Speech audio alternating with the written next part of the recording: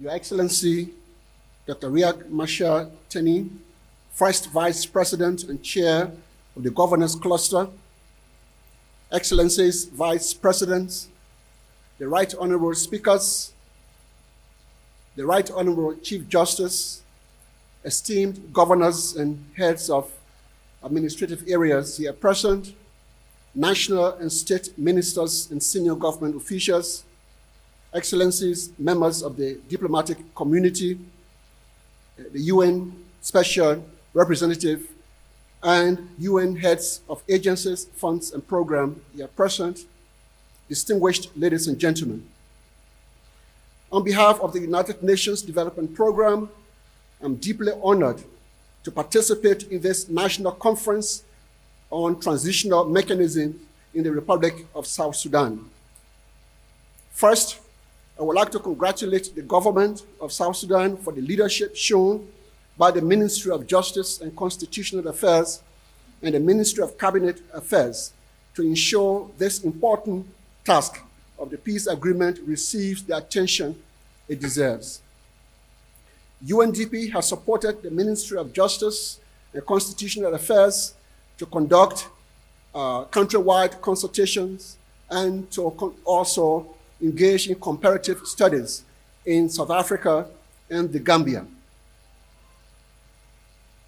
Your Excellency, Mr. Vice President, this conference has gathered some of the best minds and experiences from across the continent to help South Sudan define its path to dealing with the past through a framework of truth-telling, reconciliation, and healing and accountability.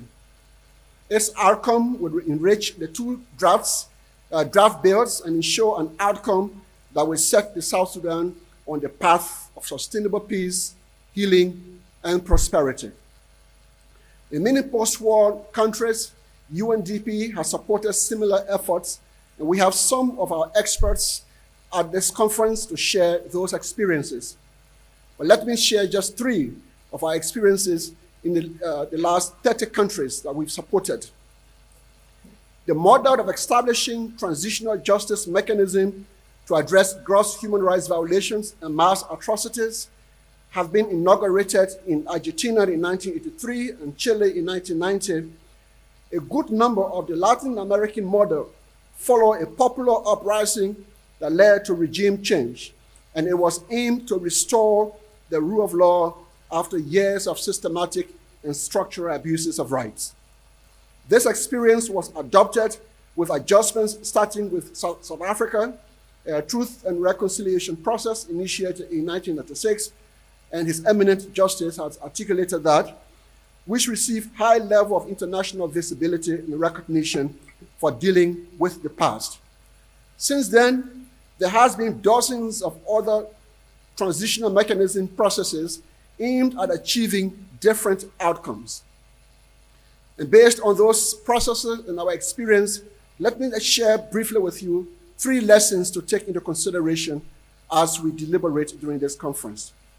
Lesson 1, negotiated transitional justice mechanism as opposed to the Argentinian or the Latin American model of regime change.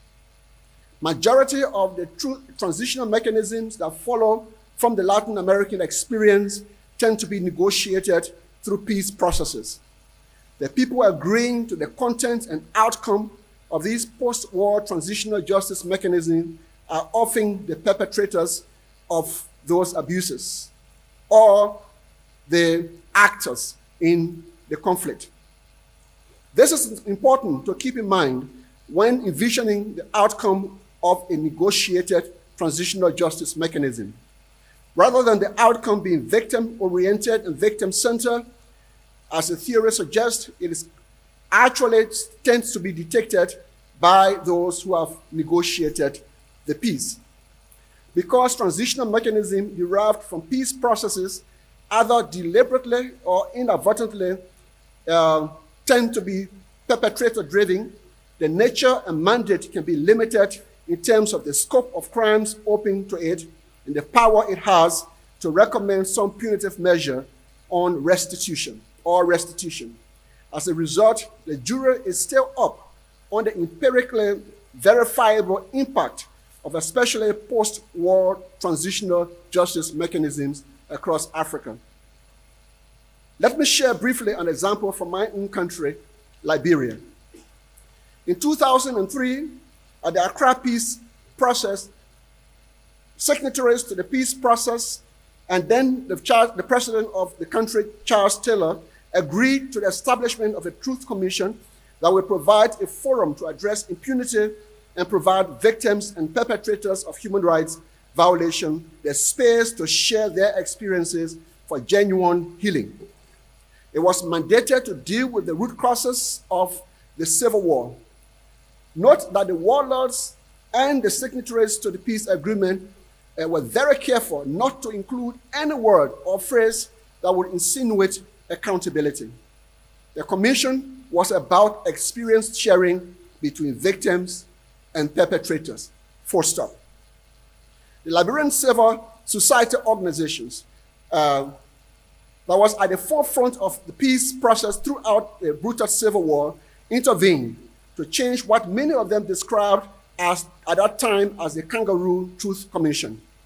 They insisted that the mandate and scope of the Truth Commission should be derived from broad consultations with the people of Liberia and not through elite pact negotiated with those who allegedly committed those crimes.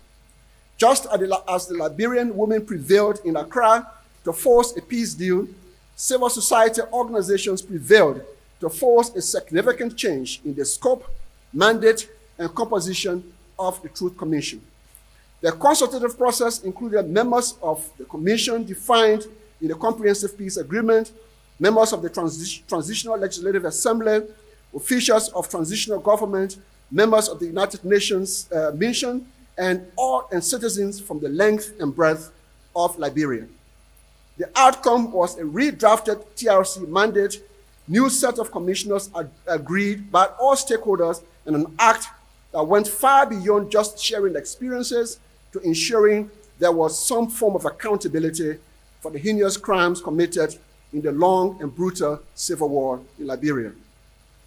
Two lessons are to be derived from this process. First, as long as those invited to peace negotiations and our warring factions, whose legitimacy is often derived from the ability to wage war or to institute some of what the Truth Commission deals with, restoring the national conscience for achieving reconciliation becomes problematic. Second, the success of Truth Commission depends to a large extent on the support of ordinary people and their persistence in defining the future of their post-war society. It is their persistence and their determination that will create a space for the safe and profound encounter between victims and perpetrators that will lead to the empowerment of perpetrators and victims and set them on the path of healing and transformation. And I am extremely delighted that South Sudan has learned from that lesson and has put at the forefront of the design of its Truth Commission and extensive consultation across the country and even with the rest of the continent. Lesson 2, managing the risks in transitional justice processes. Transitional justice processes are fraught with serious risks.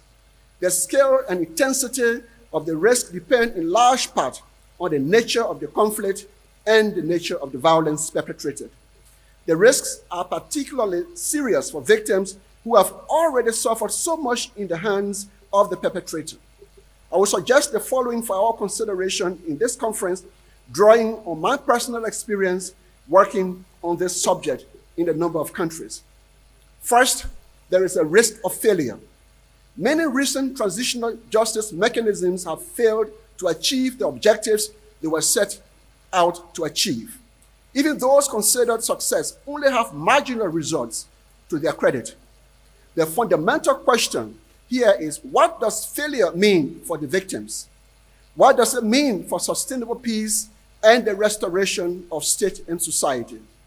Does the failure of transitional mechanism contribute to conflict relapse, which has been scientifically proven to recur in most post-conflict societies between 5 to 10 years after peace is restored?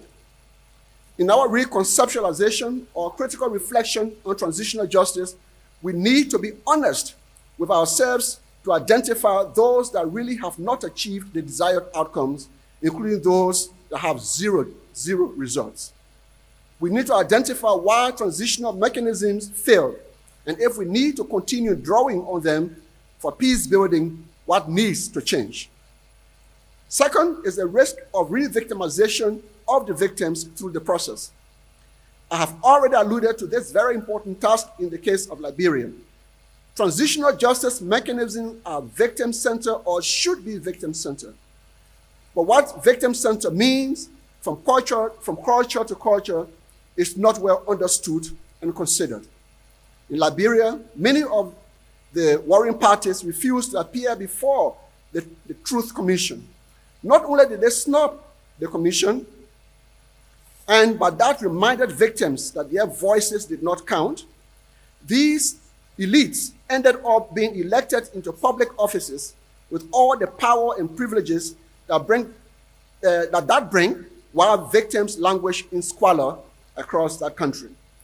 This has fundamentally affected public confidence in transitional justice mechanism in Liberia and certainly in many parts of the continent. Finally, the role of international community in accompanying countries that are on the path of transition. The role of the international community to transitional justice processes has been vital to the process in many countries. At times, many civil society organizations tend to see it to be a bit ubiquitous. We need to find a balance between extended international support and national ownership and leadership in Truth Commission or transitional justice processes. That is why I am extremely impressed that the leadership of South Sudan government have taken on this process. My only plea to the government is to bring their citizens on board or even allow the citizens to drive the process. In conclusion, we need a critical conversation on the extent to which international support can facilitate or undermine the success of transitional justice. We also need critical discussion whether transitional justice mechanism in all its forms is the best response to the question of accountability, to the question of healing, to the question of reconciliation of a society after violent conflict. And I hope these questions will form part of the deliberation at this conference. It is my hope that we will use this conference to remind ourselves of South Sudan's 2040 vision, to build a nation that is united, educated and informed, prosperous and productive, innovative, free, just and peaceful, democratic and accountable, safe and secure, proud, compassionate, and tolerant. The role of truth, of transitional justice can play to achieve this South Sudan's 2040 agenda must be our primary focus at this conference. The United Nations Development Programme and all the UN family will continue to stand with you as you conclude the transition and accelerate actions towards the consolidation of peace and prosperity in this young country. I thank the government and people of the Netherlands and the UN Peacebuilding Fund for their generous support through UNDP in supporting the transitional justice process here in South Sudan. I wish all of you honest, frank deliberations. Thank you.